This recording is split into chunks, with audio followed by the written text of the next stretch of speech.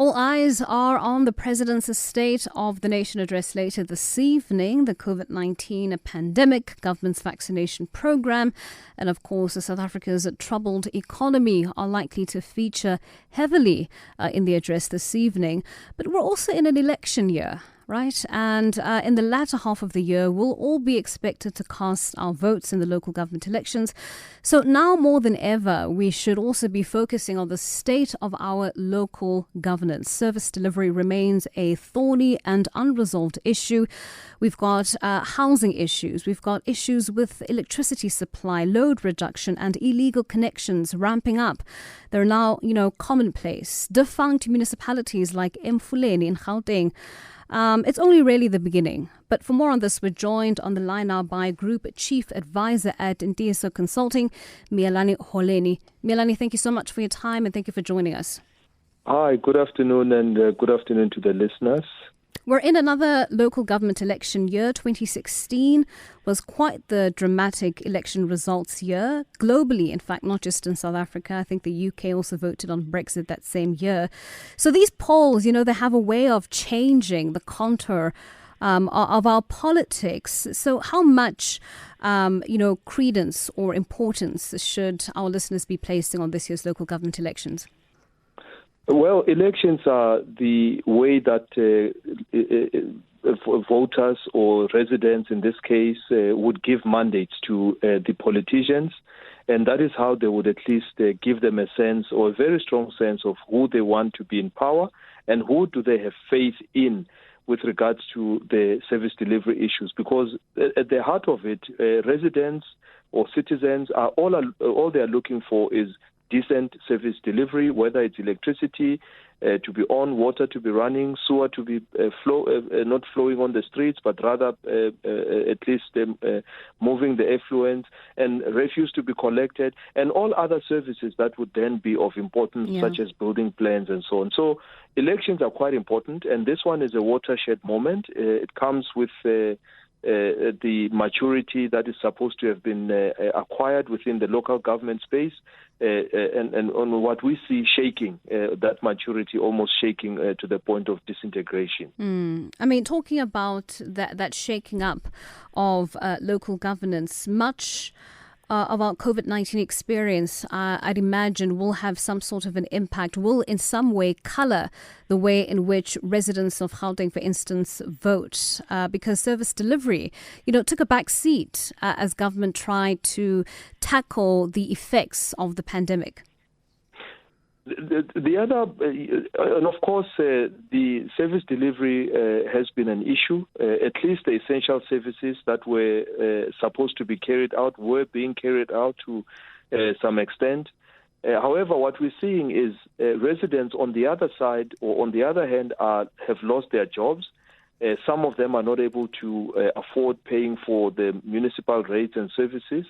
So it's a catch-22 between the service delivery that is expected against what the residents are able to afford. We've seen debtors' books increasing, non-payment increasing. So on the one hand, municipalities are still required to be able to render services to the fullest. But on the other side, we have a citizen or a voter that is going to be under pressure with regards to paying for their services. So we have quite an interesting situation, whether there is forgiveness between the two with regards to whether it's incentives or write-offs on the side of the municipality, and on the side of the voter or the consumer or the citizen, would they be understanding that this was a write-off of a year that we've just come out of leading into the elections. The sense I'm getting from you, Miyelani, is that our households have been, their income has been battered as a result of this pandemic, and that is likely to prove to be a strain on our local governments. I think at a time like this, we ought to be seeing more intergovernmental relations, better relations between national government, provincial government, and our local spheres. But we're not hearing much of that. Is that something that as voters, as residents, we ought to be making more noise about, or can we, in fact, make more noise about that? The district development model that is being piloted by the Minister of Cogta as well as in conjunction with the districts, is one that is being put forward as a solution to pulling all the different spheres of government together at the district level, because a district is the one that at least would be the center point for all the other municipalities, and as for that matter to be able to work in tandem with the provincial as well as the national government. So we're hoping that the district development model, in its design, in its conception, but in its implementation, goes a long way towards addressing the intergovernmental relations, such that there isn't any other organ of state that is going to operate outside of that framework. And here we talk about the likes of ESCOM. ESCOM have got their own pressures, their own income statement, their own balance sheet, and can simply go and switch off a municipality or threaten to switch off a municipality, or at least put a court order against them. So we're looking for more cooperation, because cooperative governance is exactly that each and every party, stakeholder in the machinery of local government needs to be working together to develop a local economy that is vibrant, a local economy that creates jobs, a local economy that has service delivery at its heart.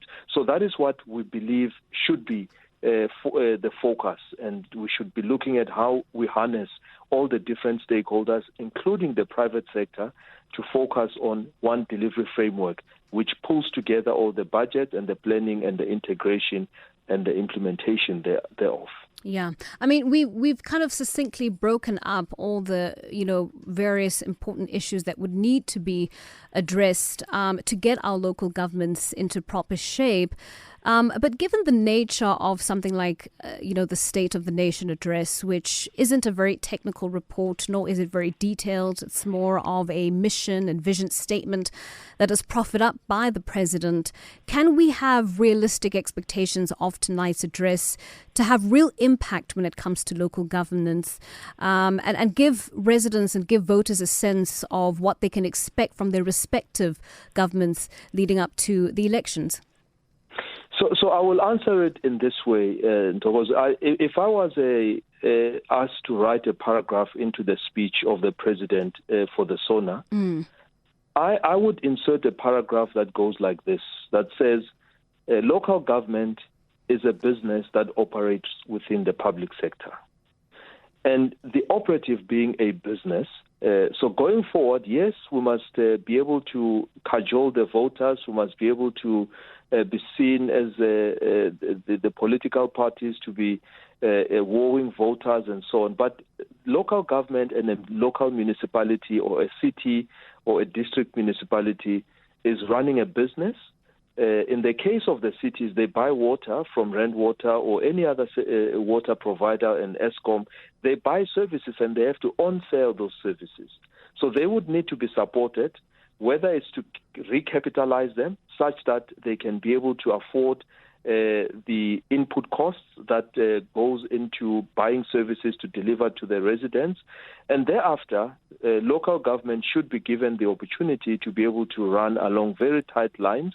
Yes, there are accountabilities with regards to the political sphere, but get the people that are going to get on with the business of running local government without, in this case, wanting to please that one or the other, but make sure that we deliver on the mandate of local government, which is to make sure that they generate a surplus, they can provide services, and they can at least preempt where the citizens how they would want to be served better.